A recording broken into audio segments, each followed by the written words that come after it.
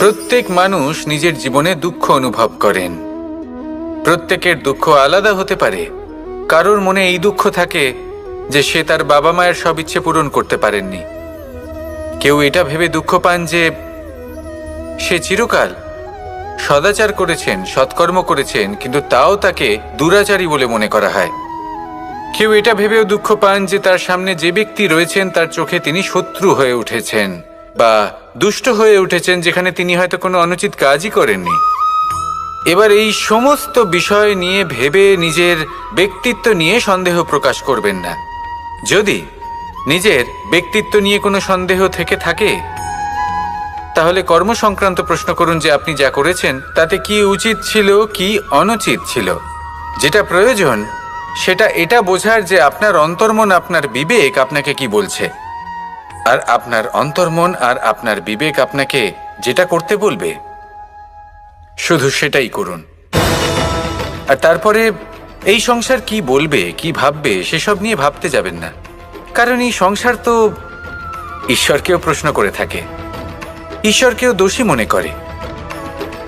কখনো কখনো যখন কোনো ঘটনা মানুষের ইচ্ছা অনুযায়ী ঘটে না, তখন মানুষ এটা বলে যে হে ঈশ্বর, আপনি আমার পাশে থাকলেন না, আপনি বড়ই কঠোর, এটা আপনার দোষ। যেখানে বেশিরভাগ সময় হয়তো সে নিজেই নিজের কর্মফল ভোগ করছে। আর কখনো কখনো ঈশ্বর হয়তো তার জন্য আরো ভালো কোনো পরিকল্পনা করে রেখেছেন, কিন্তু মানুষ সেটা বুঝতে পারে না। তাই দিনের শেষে যেটা প্রয়োজন সেটা হলো নিজের মনের কথা বুঝতে হবে। আপনার বিবেক কি বলছে শুধু সেটাই করুন আর সামনে এগোতে থাকুন। আমার সাথে ভালোবেসে বলুন রাধা রাধা। সবাই বলেন যে জীবনে কাদের সঙ্গ লাভ করছি সেটা খুব গুরুত্বপূর্ণ। এক ঝুড়ি ফলের মধ্যে যদি একটা পচা ফল আপনি রেখে দেন, তাহলে আস্তে আস্তে সমস্ত ফল পচে যায়। সেই জন্য কথায় আছে যে কুসঙ্গ থেকে দূরে থাকো। কিন্তু কি করা যায়? এই সংসার খুবই ছোট। যেখানে আমরা কাজ করি, যেখানে আমরা থাকি, যে পথে আমরা আসা যাওয়া করে থাকি, যে পথে আমরা ভ্রমণ করি, সেখানে এমন অনেক সংখ্যক ব্যক্তি থাকেন যাকে দেখে আমরা মনে করি যে এদের থেকে দূরে থাকতে হবে। তখন আমরা কি করতে পারি? তাদের কি আমরা পরিত্যাগ করব? তাহলে এই সংসারে এমন অনেক মানুষ আছেন, তাহলে কি সংসারই পরিত্যাগ করব? না, সেই ফলের মতন হবেন না যারা একটি পচা ফলের উপস্থিতির জন্য নিজেরাও নষ্ট হয়ে যান।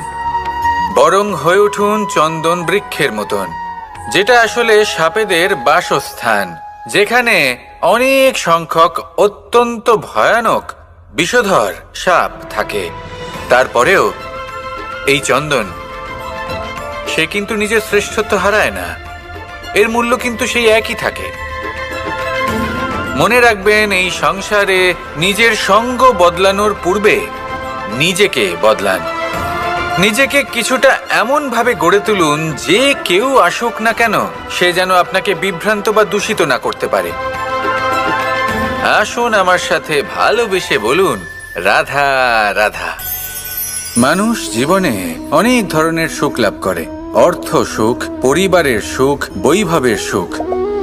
কিন্তু এমন একটা সুখ আছে যা বেশিরভাগ মানুষকে প্রভাবিত করে, কিন্তু সেই সুখ তাদের কোনো প্রয়োজনই নেই।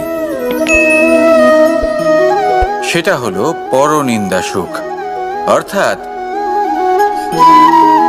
এমন কোনো ব্যক্তিকে নিয়ে নিন্দা করা, তার প্রতি অনুচিত শব্দ প্রয়োগ করা, কারণ সেই ব্যক্তিকে আপনি পছন্দ করেন না। আর এমন অনেক মানুষ আছেন যারা এই কাজ করে খুব আনন্দ লাভ করেন, যেটা করা উচিত নয়। কারণ এতে আপনার সময়, আপনার ঊর্জা, আপনার নিজের অন্তরের ইতিবাচক শক্তি আপনি নষ্ট করে ফেলছেন। আর এই সব কিছুই আপনার প্রয়োজন আছে। যাদেরকে আপনার পছন্দ নয় সেই ব্যক্তির বিষয়ে কথাই বলবেন না। সেই সব ব্যক্তির দিকে মনোনিবেশ করুন যাদের আপনি ভালোবাসেন। সেই সব কাজে মন দিন যেগুলো আপনার ভালো লাগে। সেই বস্তুর দিকে নজর দিন যেগুলো আপনার প্রিয়, নিজের লক্ষ্যের দিকে, এই সব কিছুর দিকে নয়।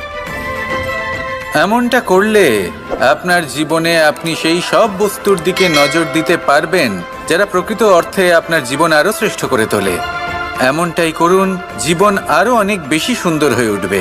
আর তখন এই মন প্রসন্ন হয়ে বলবে, রাধা রাধা। আজ আমরা আবার সাফল্য আর অসফলতার বিষয়ে কথা বলবো। সফল ব্যক্তি কে হয় এবং অসফল ব্যক্তি কে হয়, এই বিষয়ে আমরা আগে অনেকবার কথা বলেছি। প্রত্যেক ব্যক্তি সাফল্য লাভ করতে চান, কিন্তু প্রত্যেক ব্যক্তি সাফল্য লাভের এই কাজে সফল হতে পারেন না। এবার এটা কেন হয়, এর পেছনে কারণটা কি? কারণ হলো ভয়।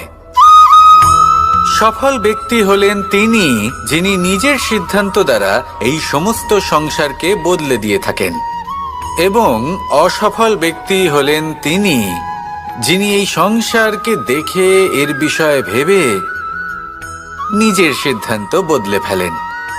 প্রয়োজন হলো নিজের লক্ষ্যের বিষয়ে ভেবে দেখার, পথের বিষয়ে ভেবে দেখার। একবার যদি আপনি পথ নির্বাচন করে থাকেন, সেই পথে অগ্রসর হতে থাকুন আর তাতে অটল থাকুন। সবসময় দৃঢ় প্রতিজ্ঞ হন। আপনি যদি কোনো পথে টিকে থাকেন আর নিরন্তর পরিশ্রম করতে থাকেন, তবেই আপনার জীবনে সাফল্য আসবে।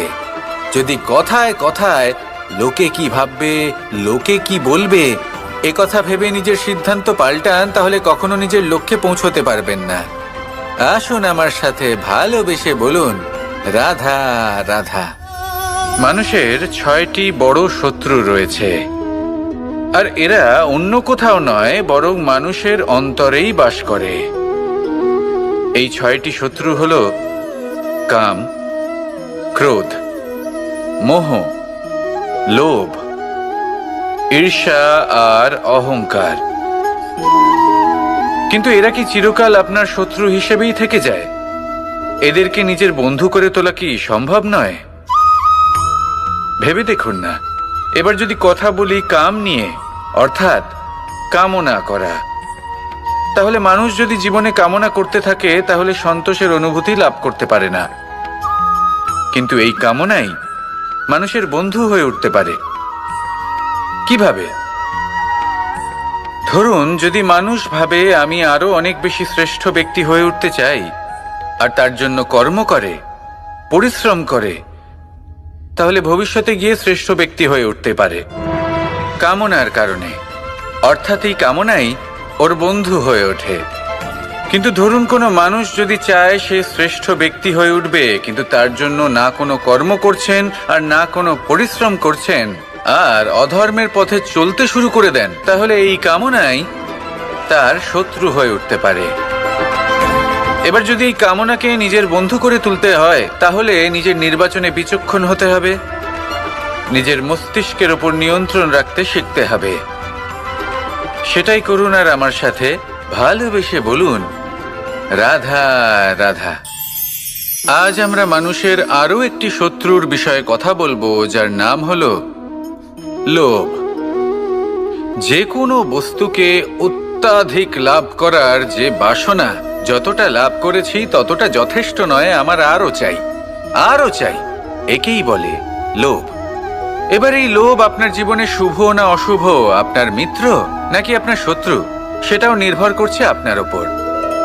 যেমন ধরুন, কোনো ব্যক্তির অসম্ভব ধনের লোভ, সে সেটা অর্জন করছে আর সেটা সংগ্রহ করছে, আর সেটা লাভ করার জন্য সে অনৈতিক কাজ করছে।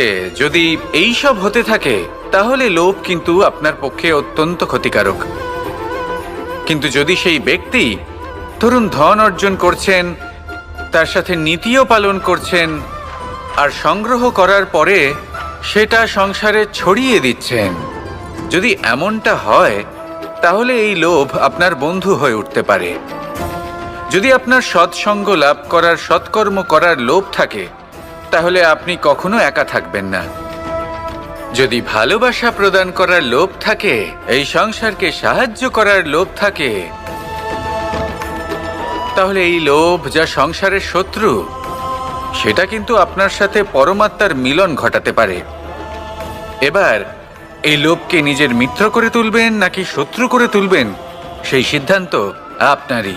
আসুন আমার সাথে ভালোবেসে বলুন, রাধা রাধা। কখনো এই প্রকৃতির দিকে তাকিয়ে থাকবেন। এই প্রকৃতি অনেক ধরনের শিক্ষা দেয়। কোনো একটা গাছকে দেখুন কিভাবে সে মাটি থেকে জল শুষে নেয়। সে ঝড় হোক বা হোক কড়া রোদ সব সহ্য করে এবং অবশেষে সে ফল ধারণ করে। আর সেই ফল উৎপন্ন করার পরে সে ফল কিন্তু সে নিজে গ্রহণ করে না, এই সংসারকে প্রদান করে, যাতে পশু পাখি মানুষ তারা এই ফল গ্রহণ করে শক্তিশালী হয়ে উঠতে পারে, সুস্থ থাকতে পারে। সেভাবেই নদী, সরোবর এরা নিজেরাও কিন্তু নিজেদের জল গ্রহণ করে না, মাটিকে প্রদান করে, পশু পাখিকে প্রদান করে। সূর্য নিজেও নিজের জন্য প্রজ্বলিত হয় না, সে প্রকাশ ছড়িয়ে দিতে চায় আমাদের সবার কাছে, সে আলো পৌঁছে দিতে চায়। এই প্রত্যেকের কর্মে পরমার্থ নিহিত আছে, আর সেই জন্যই এদের সকলকে পুজো করা হয়। তাই মনে রাখবেন, আপনার কাছে জীবন যাপনের অতিরিক্ত যা কিছুই আছে তা পরমার্থের জন্য। তাহলে তার সদ্ব্যবহার করুন আর আমার সাথে ভালোবেসে বলুন, রাধা রাধা। পরিবর্তন, এটা হলো সৃষ্টির অমূল্য নিয়ম। এই সংসারে সবকিছু সময়ান্তরে পরিবর্তিত হয়, এই সময়ও পরিবর্তিত হয়। পরিবর্তন চিরকাল হয়ে এসেছে আর চিরকাল হতে থাকবে। কিন্তু এবার আমরা সেই পরিবর্তন কিভাবে লাভ করব যেটা আমাদের প্রয়োজন, যেটা আমরা চাই?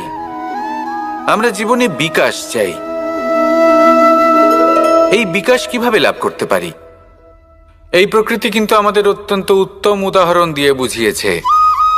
একটি বিন্দুর উদাহরণ দিয়েছে যা ভবিষ্যতে একটা বিশাল নদীর আকার ধারণ করে। এটা কিভাবে হয়? মেঘ থেকে একটি বিন্দু ঝরে পড়ে সেই পর্বতের ওপর যেখানে হিম আছে। সেই হিমের সংস্পর্শে আসা মাত্র সেই বিন্দুর সাথে আরো বেশ কিছু বিন্দু যুক্ত হয়। তারপর তারা অগ্রসর হয়, আরো কিছু বিন্দু যুক্ত হয়, আস্তে আস্তে একটা ক্ষীণ ধারার রূপ ধারণ করে এবং সেটাই ভবিষ্যতে আরো এগোতে থাকে। অনেকটা যাওয়ার পর যখন অনেক সংখ্যক বিন্দু একসাথে যুক্ত হয় তখন সেটা বিশাল নদীর আকার ধারণ করে। এবার আমরা মানুষ বলে আমাদের সাথে এই নিয়মের অন্যথা হয় তা নয়। আমরাও এই প্রকৃতির অংশ, আমাদের ক্ষেত্রেও একই নিয়ম প্রযোজ্য। যখন পরিশ্রম করে অনেক সংখ্যক বিন্দু আমরা একত্রিত করব তখনই পরিবর্তনের নদী প্রবাহিত হবে। প্রয়োজন হলো নিরন্তর পরিশ্রম করা এবং ধৈর্য ধরা।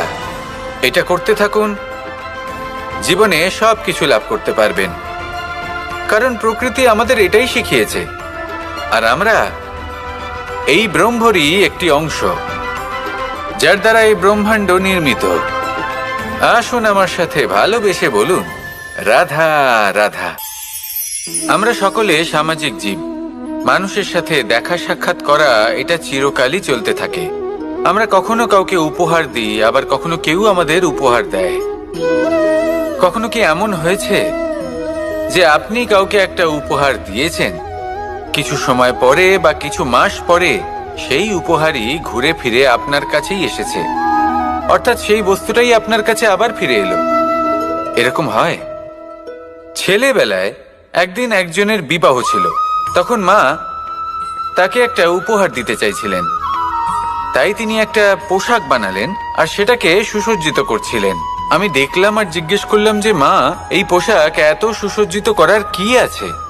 তখন মা বললেন যে কানাই, কখনো কাউকে এমনই উপহার দেবে, এমন প্রকারে দেবে যে সেটা যদি আবার ঘুরে ফিরে তোমার কাছে ফিরে আসে তাহলে যেন তোমার খারাপ না লাগে। এটাই কিন্তু হয় আমাদের ব্যবহারের সাথে, কর্মের সাথেও এবং আমাদের কথার সাথেও। তেমনই আচরণ করবেন যে আচরণ আপনি সহ্য করতে পারবেন। যদি মুখ থেকে কটু কথা বেরোতে থাকে তখন নিজেকে সংযত করে নিন। সেই শব্দই প্রয়োগ করুন যেটা আপনি তার বদলে শুনতে চাইবেন এবং আপনার দুঃখও হবে না। কারণ আপনার কর্ম এমন একটা উপহার যেটা আবার ঘুরে ফিরে ফলস্বরূপ আপনার কাছেই আসবে।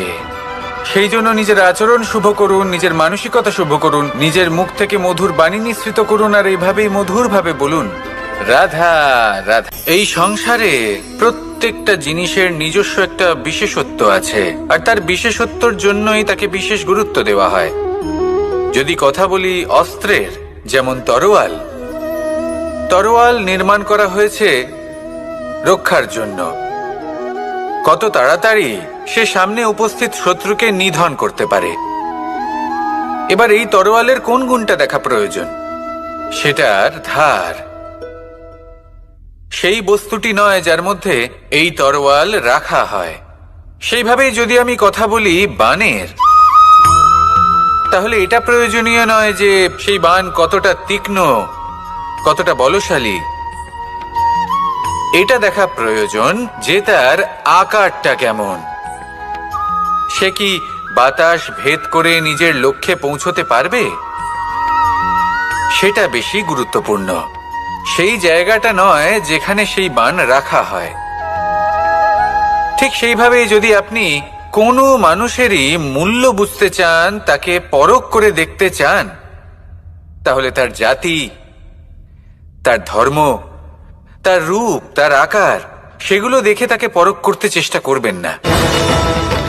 তাকে পরখ এই সব কিছুর ভিত্তিতে করবেন না। তার স্বভাবটা দেখুন, তার গুণ দেখুন, তার প্রতিভা দেখুন, তার কর্ম দেখুন। কারণ এটাই সেই ব্যক্তির আসল পরিচয়, এটাই হলো তার অস্তিত্ব। যখনই আপনি কোনো নর্তককে শ্রেষ্ঠ নৃত্য প্রদর্শন করতে দেখেন, তখন আপনি কিন্তু এটা ভাবেন না যে সে কোথা থেকে এসেছে, সে কি খায়, ওর বন্ধু বান্ধব কারা। আপনি তার নৃত্য দেখেন, ওর শিল্প দেখেন, সেটারই প্রশংসা করেন, সেটাকেই সম্মান করেন।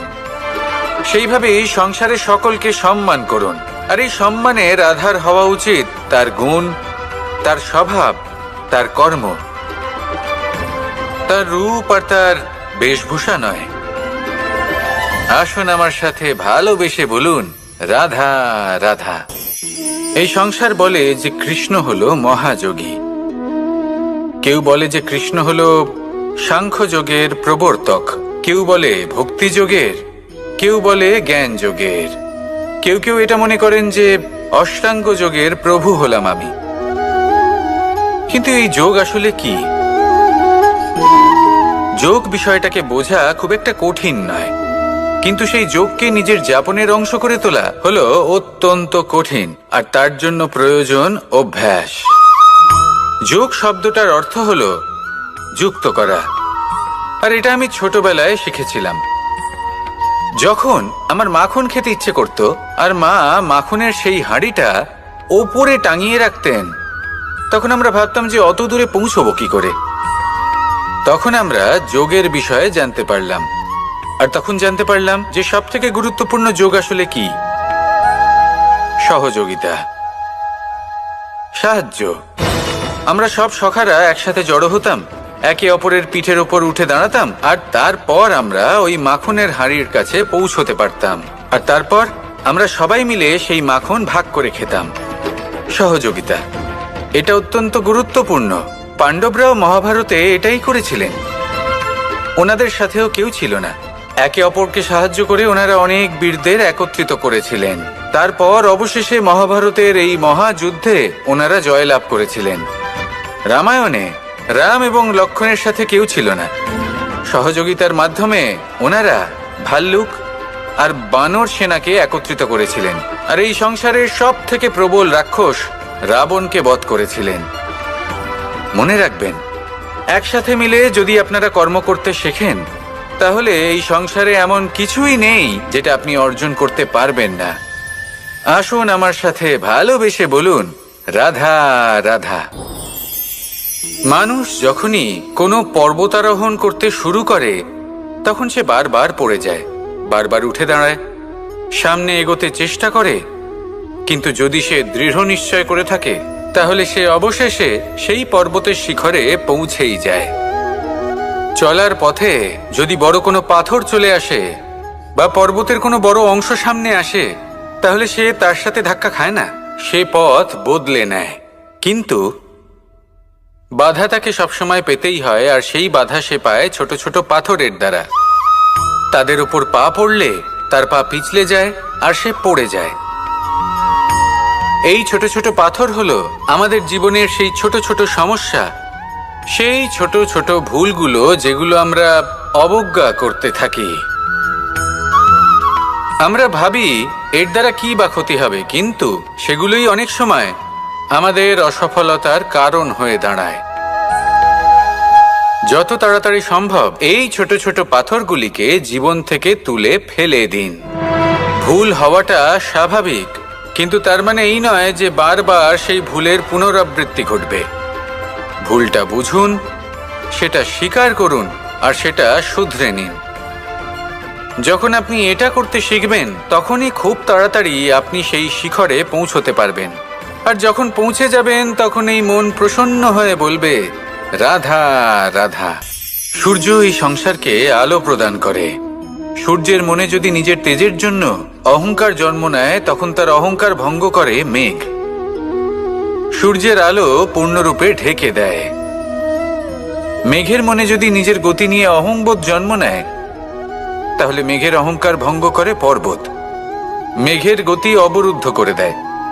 এবার যদি পর্বত নিজের নিশ্চলতা নিয়ে অহংকার করে, তাহলে সেই অহংবোধ ভঙ্গ করে একটি মূষক। সেই বিশাল পর্বতে একটি ছিদ্র করে দেয়। এবার যদি মূষকের নিজের মনে অহংবোধ জন্ম নেয়, তাহলে জল তার অভিমান ভঙ্গ করে, সেই ছিদ্র দিয়ে প্রবেশ করে। আর যদি জলের মনে অহংবোধ জন্ম নেয়, তখন মানুষ বাঁধ নির্মাণ করে তার গতিপথ রুদ্ধ করে, জলের অহংকার ভঙ্গ করে। আর যদি মানুষের মনে অহংকার জন্ম নেয়, তখন সূর্য নিজের তাপ দ্বারা মানুষের অহংকার ভঙ্গ করে। এই সংসারে অহংকার প্রদর্শন করার কোনো প্রয়োজন নেই। আমাদের সবার মধ্যেই কিছু বিশেষ গুণ আছে, আর সবার মধ্যে কোনো না কোনো দোষও আছে। এই প্রকৃতি আমাদের কি শিক্ষা দেয়? কেউ একে অপরের সাথে লড়াই করে না, একে অপরের জন্য বাধা সৃষ্টি করে না, শুধু নিজের কর্ম করে।